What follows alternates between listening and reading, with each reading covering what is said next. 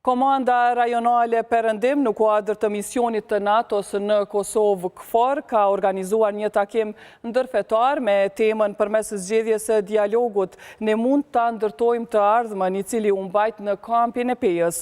Takimi u drejtua nga komandanti kolonel Federico Mora dhe mblodhi përfaqësues të komuniteteve fetare muslimane, ortodokse, katolike, hebraike dhe tarikateve nga zona e përgjegjësisë së kësaj komande.